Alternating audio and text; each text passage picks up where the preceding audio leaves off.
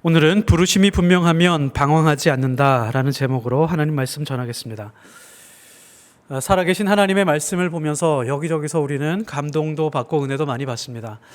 성경을 보시면서 어떤 장면들이 아름답고 또 어떤 장면들이 가장 멋지셨습니까? 성경에 그런 장면들이 많이 있죠. 밑바닥 인생을 살고 있는 무두장이라고 하는 사람, 그 사람의 집에 모여있는 사람들을 한번 보십시오. 한쪽 그룹이 있는데 이 한쪽 그룹은 유대인 그룹이고 한쪽 그룹은 이방인 그룹입니다. 이 그룹에 한 사람은 베드로이고 또 한 사람은 무두장이죠. 이방인 그룹은 로마 군대의 군인이 하나가 있고 또 하층민인 하인이 두 명이 있습니다. 이 두 그룹이 함께 먹고 마시는 그런 장면입니다. 무두장이는 비록 유대인 그룹에서 창녀 수준에 해당하는 그런 아주 밑바닥 인생인 그런 사람이지만 유대인이었기 때문에 이방인과 함께 먹고 마시는 것이 위법한 것이었습니다. 불법이었습니다. 징계를 받을 수 있는 그런 일이었죠. 이방인 입장에서는 또 어땠을까요? 로마 군인이었습니다. 그리고 하인인데 이방인 중에서도 식민지에서 가장 하층민, 보잘것없는 그 사람의 집에 들어가서 식사하고 먹고 자는 것은 있을 수 없는 일이죠. 여기서 제일 곤란한 사람이 누구냐면 베드로입니다. 베드로는 무두장이와 함께 먹을 수 있는 사람도 아니었고, 그리고 이방인과 함께 더불어 먹고 함께 잘 수 있는 상황도 아니었습니다. 이렇게 서로 상종할 수 없는 사람들끼리 함께 모여서 먹고 마시고 대화하고 그러면서 하룻밤을 잘 수 있다라고 하는 이 모습은 얼마나 멋진 장면인지 모릅니다. 이 장면은요, 홍해를 가른 기적보다도 불치병을 앓고 있는 사람이 회복된 것보다도 훨씬 더 놀라운 장면이라고 할 수 있습니다. 저는 성경에서 가장 아름다운 장면을 꼽으라고 하면 이 장면을 꼽겠습니다. 사회의 계층이 다르고 서로 상종할 수 없었던 사람들, 이 사람들이 한자리에 모여서 먹고 마시면서 잠잘 수 있다라고 하는 것이 바로 교회입니다. 바로 그런 모임이 목장이어야 됩니다. 어떻게 이런 일이 일어날 수 있을까요? 예수님 때문에 그렇습니다. 그 중심에 예수 그리스도가 있었기 때문에 그렇습니다. 누가 가장 기뻐했을까요? 누가 가장 기뻐했을까요? 하나님이 가장 기뻐했습니다. 하나님이 보시고 싶은 그림이 바로 그 장면이었습니다. 사람과 사람이 차별하지 않고 사람과 사람이 무시하지 않고 하나님의 사랑이 그 안에 임하여서 함께 먹고 마시면서 대화하고 함께 잠잘 수 있는 그 장면, 이 장면을 하나님께서 꿈꾸고 있는 교회라고 할 수 있습니다. 우리가 꿈꾸고 있는 교회도 이런 교회입니다. 우리가 기도하는 목장도 이런 목장입니다. 그냥 형식적으로 모여서 교회라는 이름 안에서 각자가 개인적으로 예배드리고 헤어지는 그런 교회가 아니라 사회에서 빈부의 격차가 어떠하든지 많이 배웠던 그렇지 않던 건강하던 그렇지 않던 함께 모여서 예수 그리스도라고 하는 그 이름 안에서 예배하면서 기뻐하고 즐거워할 수 있는 그런 교회, 그 교회가 진짜 교회입니다. 그리고 그런 목장이 진짜 목장이고 이 땅에서 하나님 나라를 경험할 수 있는 그런 교회가 될 수 있습니다. 그래서 사도행전 10장은 단순히 이렇게 볼 수는 없습니다. 사도행전 10장에서 이방인 고넬료가 예수 그리스도를 믿게 되어서 이제는 이방인에게 확장이 되어 가고 있다. 무엇이요? 복음이. 그래서 선교가 시작되었다라고 하는 시작점이라고 하는 것으로 받아들여지는 것은 너무 수박 겉핥기의 모습입니다. 베드로라고 하는 예수 그리스도의 수제자의 생각이 바뀌고 교회가 마치 번데기였다가 나비로 변화되는 그런 완전히 모습이 변화되고 바뀌는 그런 장면이다. 그런 극적인 순간이다라고 우리는 받아들여야 됩니다. 사도행전 초반에 있는 그리스도인들을 보면 다 대부분이 유대인이었습니다. 그러니까 유대주의 그리스도인들이었습니다. 예수님을 따르고 믿고 있기는 하지만 성령을 받은 사람들이긴 하지만 유대주의 율법에 묶여있는 사람들이었습니다. 율법의 벽을 넘어서기 힘든 사람들이었습니다. 우리가 자칫 이 본문을 보면서 이렇게 생각을 할 수가 있죠. 베드로와 교회를 통해서 고넬료가 변화받았구나, 이방인들이 구원을 받게 되었구나 라고 생각을 하지만 그렇지 않습니다. 베드로와 교회는 변화될 생각이 전혀 없었는데 하나님께서 고넬료를 선택하셔서 고넬료의 신앙으로 인하여 베드로와 교회가 바뀌게 된 그런 사건입니다. 고넬료를 통해서 베드로의 생각을 부수고 유대주의에 빠져 있는 교회를, 율법에 종속되어 있는 그 교회의 패러다임을 완전히 깨고 부수는 그런 장면이다라고 할 수 있습니다. 이제 그 장면 중에 하나로 고넬료의 부하와 두 하인 그리고 베드로는 무두장이의 집에서 하룻밤을 유숙을 하고 그 다음날 가이사랴로 출발을 하게 됩니다. 고넬료가 심부름을 보낸 지 나흘째 되는 날입니다. 24절에서 26절까지 보면 이튿날 가이사랴에 들어가니 고넬료가 그의 친척과 가까운 친구들을 모아 기다리더니 마침 베드로가 들어올 때 발 앞에 엎드려 절하니 베드로가 이르되 일어서라 나도 사람이라 하고, 고넬료는 베드로를 기다리고 있었습니다. 그냥 기다린 것이 아니라 여기서 기다리더니라고 하는 그 헬라어는 프로스도카오라고 하는 그런 단어입니다. 인간이 메시아를 기다리는 듯한 그런 간절한 기다림으로 기다렸다라고 하는 그런 뜻입니다. 누가복음 8장에 보면 무리들이 예수님을 기다리고 있는데 간절한 마음으로 기다리고 있는 장면이 나옵니다. 그 단어도 똑같은 단어를 쓰고 있습니다. 그러니까 베드로를 기다리는 고넬료의 심정이 얼마나 간절하고 기대감에 차고 있으면서 기쁨으로 기다렸는지를 알 수가 있습니다. 그러니까 고넬료 안에는 은혜가 있었습니다. 고넬료 안에는 진리가 있었습니다. 그 갈급함이 있었습니다. 그리고 기쁨이 충만해 있었습니다. 자기 혼자 충만해 있을 수가 없으니까 가만히 있을 수가 없었습니다. 자기 가족들, 주변에 있는 친구들, 그리고 주변에 있는 친척들까지 다 불러 모아서 자기 안에 있는 이 진리와 기쁨을 함께 공유하고 싶었습니다. 지금 성경에서 나흘째 되는 날, 그러니까 4일째 되는 날 베드로가 도착을 했다라고 나오는데요. 고넬료는 계산을 했을 것입니다. 가는데 하루, 오는데 하루, 그러니까 3일째 되는 날 만나게 되겠지라고 하는 계산으로 분명히 친구와 친척들, 집안에 있는 모든 사람들을 3일째 되는 그 시작점에서 다 불러 모아서 기다렸을 것입니다. 언제 올지 모르니까요. 나흘째 되는 날 왔으니까 이 인원이 대략 불러들인 인원이 적어도 30명에서 40명 이상은 됐을 것입니다. 이 사람들 하루 동안 먹이고 또 재우고 그래야 될 상황이 발생을 했을 텐데 고넬료는 분명히 기쁨으로 그 일을 감당했을 것입니다. 꼬박 하루 동안 삼시세끼를 먹이고 그들을 기쁨으로 기다리게 하기 위해서 편안하게 식사의 자리, 편안하게 잠자리까지 다 제공해 주면서 고넬료가 기다리고 있었던 것입니다. 한편 고넬료는 그렇게 기다리고 있었지만 베드로 입장에서 보면 고넬료를 만나는 것은 쉬운 일이 아닙니다. 현실적으로 쉬운 일이 아닙니다.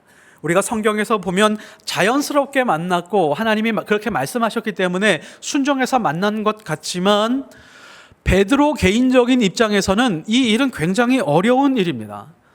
요한복음 18장에 보면 유대인들이 예수님을 죽이기 위해서 빌라도 총독의 관저로 데리고 갑니다.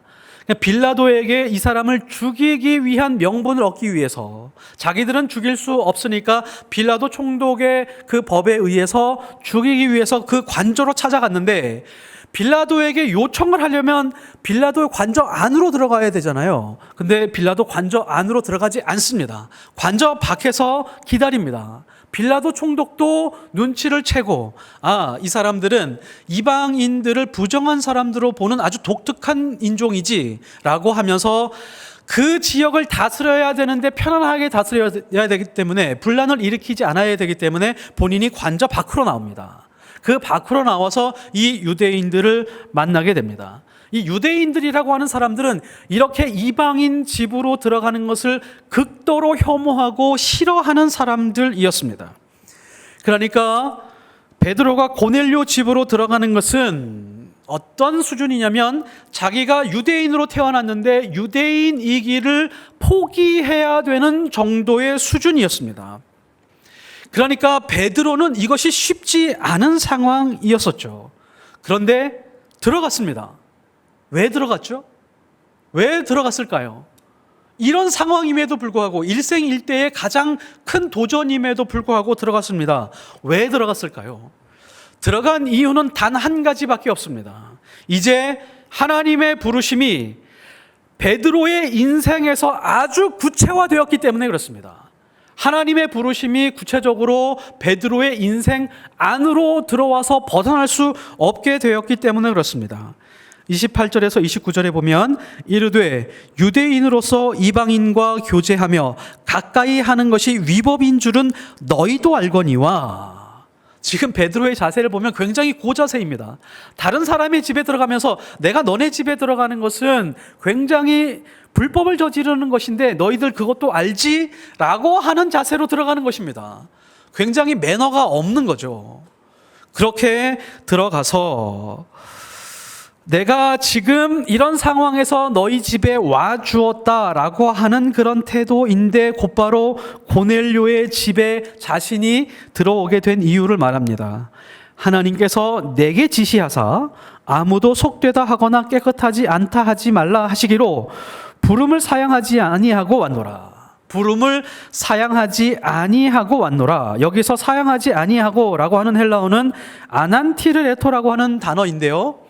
사양하지 않더라고 하는 뜻도 있지만 모순이 없다라고 하는 뜻을 가지고 있습니다. 이것이 얼마나 놀라운지 모릅니다. 베드로 안에 이제 어떤 것이 발생했냐면 이제 이방인 고넬료를 만나면서 자기 내면에 있었던 모순과 이중성이 해소되었다라고 하는 그런 뜻입니다. 자기 믿음 안에서 이제 더 이상 어떠한 모순과 이중성도 느껴지지 않는다라고 하는 의미를 가지고 있습니다. 만일 베드로가 이방인 만나는 것을 사양했었더라면, 하나님이 가라고 했을 때 가지 않았었더라면, 미뤘다라고 하면 베드로는 여전히 예수 그리스도를 믿고 따르고 있었지만 율법 유대주의로 인하여서 모순과 이중성 안에 갇혀 사는 그런 믿음으로 살고 있었을 것입니다.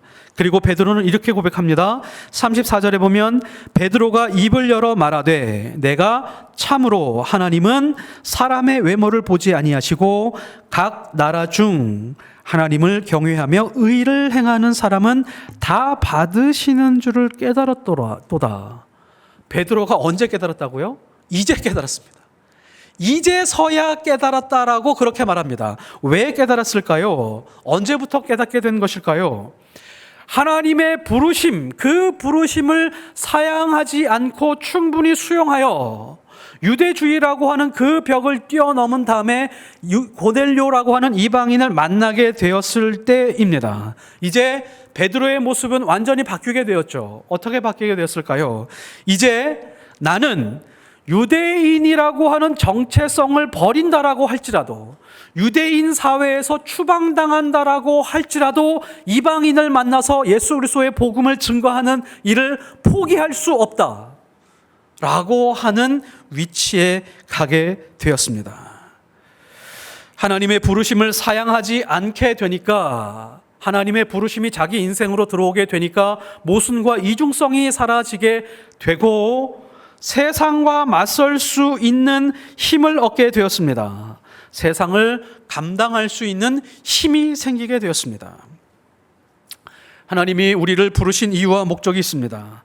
그러나 그 부르심이 분명하지 않으면 우리는 여전히 이중성과 모순 속에서 방황하다가 인생을 낭비할 수밖에 없습니다. 우리는 믿음으로 살면서 이런 질문을 해봐야 됩니다. 어떤 질문이냐면 아주 중요한 질문입니다. 우리는 믿음이라고 하는 것을 중심으로 살아가면서 사람들의 비난과 공격으로 인한 상처와 두려움이 큽니까? 아니면 믿음을 중심으로 살아가면서 나의 내면에 있는 모순과 이중성으로 인한 괴로움이 더 크신가요? 만일 다른 사람이 공격하는 것과 비난하는 것이 더 두렵고 그것이 나에게 크게 작용하고 있다면 부르심이 분명하지 않은 것입니다. 왜냐하면 부르심이 훨씬 더 큰 사람이라고 하면 그 믿음 안에서 살아가는 나의 삶이 다른 사람이 어떤 비난과 공격이 있다라고 할지라도 너끈히 이겨낼 수 있는 힘이 내 안에 있기 때문에 그렇습니다. 지금 베드로가 그렇습니다. 유대주의를 넘어서 유대교의 율법을 완전히 넘어서 이방인을 만나는 것, 그것이 하나님의 부르심이라면 유대인들에게 공격당하고 추방당한다라고 할지라도 나는 그렇게 앞으로 인생을 살아가겠습니다 라고 하는 그런 결심의 모습입니다. 그래서 베드로전서 2장 19절에서 20절까지 베드로가 이렇게 선포하고 있습니다. 부당하게 고난을 받아도 하나님을 생각함으로 슬픔을 참으면 이는 아름다우나 죄가 있어 매를 맞고 참으면 무슨 칭찬이 있으리요. 그러나 선을 행함으로 고난을 받고 참으면 이는 하나님 앞에서 아름다우니라. 선을 행함으로 고난을 받고 참으면, 여기서 선을 행하면 이라고 하는 그런 단어를 이렇게 바꿀 수 있습니다. 부르심 따라 살면서 고난을 받고 참으면, 이것과 똑같다라고 말할 수 있습니다. 그리고 이 말씀은 이런 의미를 가지고 있죠. 누구나 하나님의 부르심에 반응하면서 살아가게 되면 부당한 고난을 받게 될 것이다. 그것이 현실이다. 그러나 자기 욕심대로 살면서 허무한 삶을 사는 것보다 하나님의 부르심을 따라 살면서 불의한 세상에서 욕을 듣는 것이 훨씬 더 아름다운 일입니다. 베드로가 그렇게 선포하는 수준의 믿음이 올라간 것을 우리가 알 수 있습니다. 그리고 베드로는 고넬료를 만난 다음부터 수많은 박해와 핍박 속에서 많은 생명과 많은 영혼들을 살려내는데 자기 인생의 모든 것을 다 쏟아붓습니다. 그리고 결국에 마지막에 어떻게 세상을 떠나게 되죠? 십자가에 거꾸로 매달려서 세상을 떠나게 됩니다. 하나님의 부르심 안에 산다는 것은 이런 것입니다. 세상에서 당하는 비난과 수치의 크기가 분명히 있는데 그 크기가 생명을 살리는 부르심을 멈추게 할 수가 없는 것입니다. 하나님의 부르심이라고 하는 것은 이렇게 강력합니다. 29절에서 보면 베드로의 질문을 한번 잘 보십시오. 무슨 일로 나를 불렀느냐? 베드로는 이유를 몰라서 고넬료에게 물은 것이 아닙니다. 이 질문은 자기 스스로에게 하는 그런 질문이기도 합니다. 자기 스스로에게 이런 질문을 하는 것과 같죠. 나는 하나님을 믿는 사람이다. 예수 그리스도를 통해서 새로운 생명을 얻은 사람이다. 성령을 통해서 나에게 주어진 사명이 있는 사람이다. 그런데 왜 지금 이 자리에 나는 고넬료의 집 안으로 들어와 있는가? 나는 그동안 왜 오랫동안 이 집에 들어오지 못하고 있었는가? 동족의 모욕과 유대인 사회에서 추방당하는 것이 그렇게 두려웠던가? 하나님의 사랑의 그 크기보다도 내가 비난당하는 것, 그것을 통해서 나는 너무 자기중심적인 인생을 살지 않았는가? 라는 그런 질문과 깨달음이었던 것입니다. 베드로가 자기 자신을 부른 이유를 묻자 고넬료가 대답을 합니다. 이제 우리는 주께서 당신에게 명하신 모든 것을 듣고자 하여 라고 그렇게 말을 합니다. 여기서 명하다, 명령하다라고 하는 단어는 프로스타소라고 하는 그런 헬라어 단어입니다. 이 단어는 바르게 정리하며 세우다라고 하는 그런 뜻을 가지고 있는데요. 고넬료는 사실상 이렇게 말하고 있는 것과 같습니다. 제가 믿고 있는 그 주님이 저에게 생명을 주셨는데 그 주님이 당신에게 명령하신 것, 그 명령하신 것을 우리가 듣고 싶습니다. 우리는 이 땅에 살면서 굉장히 허무한 삶을 살고 있었는데 하나님이 당신에게 주신 그 말씀을 듣는다라고 하면 그 말씀을 통해서 이제 우리 인생을 바르게 정리하고 바르게 질서를 잡아서 의미 있고 가치 있는 인생을 살 수 있을 것 같습니다 라고 하는 그런 의미입니다. 이 말씀을 듣자 바로 베드로의 인생도 온전하게 정리가 되었습니다. 어떤 상황에서 인생이 바르게 정리되고 바르게 세워지고 있습니까? 부르심에 온전히 반응하는 사람을 통해서 그렇게 세워지고 있습니다. 부르심과 상관없이 살면 우리 인생의 부작용, 우리 믿음의 부작용이 굉장히 큽니다. 믿음은 확실하고 분명한데 방황하는 믿음이 될 수밖에 없습니다. 우리도 인생을 바르게 정리하려면 부르심이 명확해야 됩니다. 우리 한 사람 한 사람을 하나님의 자녀로 그리스도인으로 부르신 이유가 무엇일까요? 우리가 가진 믿음을 가지고 기도하고 말씀 위에 인생을 세워가면서 문제가 없이 성공하고 그리고 넉넉하고 풍성한 혜택을 누리라고 부르신 것입니다. 맞을까요? 그렇지 않습니다. 하나님이 우리 한 사람 한 사람을 부르신 이유는 이 땅에서 생명을 전해주는 사람이 되게 하기 위해서 우리 한 사람 한 사람을 부르신 것입니다. 마지막으로 제가 질문 한 가지 하고 싶습니다. 여러분은 나누어 주고 싶은 사람이 되고 싶은가요? 아니면 그냥 받고 싶은 사람이 되고 싶으십니까? 분명히 나누어 주고 싶은 사람이 되고 싶으실 것입니다. 그렇게 전부 다 100% 대답을 하실 것입니다. 그리고 사랑은 지금 사랑을 하고 계실 텐데 가족이든 어떤 모양으로든 하나님이 사랑하라고 하셨으니까 사랑을 하고 있을 텐데 사랑은 주고 싶은 사람이 되고 싶으세요? 아니면 받고 싶은 사람이 되고 싶으십니까? 분명히 주고 싶은 사람이 되고 싶으실 것입니다. 주고 싶은 사람이 되고 싶지만 실제로 사랑을 많이 주고 계십니까? 사랑을 받고 계십니까? 여기서 우리는 약간 문제가 발생을 하기 시작을 합니다. 우리는 나누고 싶은 사람, 사랑을 더 많이 주고 싶은 사람이 되고 싶지만 우리의 현실을 들여다보면 사랑을 받고 있지 않기 때문에 더 불평과 불만을 가지게 되고 사람들에게 나누어 주기는커녕 내 것을 더 많이 채우기 위해서 열심히 성실하게 살아가는 경우가 훨씬 더 많을 때가 있습니다. 세상에 나가서는 어떠실까요? 세상에 나가서는 더 많이 받으려고 하실까요? 아니면 내가 살아가고 있는 그 반경 속에서 비난도 있고 부당하기도 하지만 그곳에서 무엇이라도 남겨주고 싶은 마음을 가지고 살아가고 계십니까? 이것이 우리에게 굉장히 중요한 질문입니다. 가장 확실한 것은 이것입니다. 우리가 살아가면서 단순화시키면 이거죠. 불평이 많으세요? 감사가 많으세요? 불평이 많이 있다면 우리는 분명히 모순 속에 살아가고 있는 그런 믿음입니다. 그러나 반대로 하나님의 부르심이 크다면 하나님이 나를 왜 부르셨는지, 왜 이 자리에 오게 하셨는지, 왜 이 일을 하게 하셨는지 그것을 분명히 깨닫는 사람이라면 불평은 들어가게 되고 감사가 훨씬 더 많은 사람이 될 것입니다. 그리고 분명히 나는 누군가에게 생명을 전해주고 있기 때문에 훨씬 더 큰 은혜와 감사 속에서 살아가게 될 것입니다.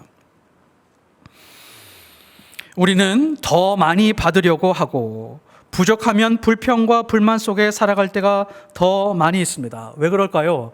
부르심이 분명하지 않기 때문입니다. 그래서 우리는 믿음이 분명함에도 불구하고 인생에서 방황하게 되는 것입니다. 하나님은 비록 미천한 인생이지만 나의 인생을 통하여 한 생명이라도 살려내기 위해서 우리를 부르셨습니다. 이 부르심이 내 인생 안으로 들어오면 우리 인생은 방황하지 않습니다.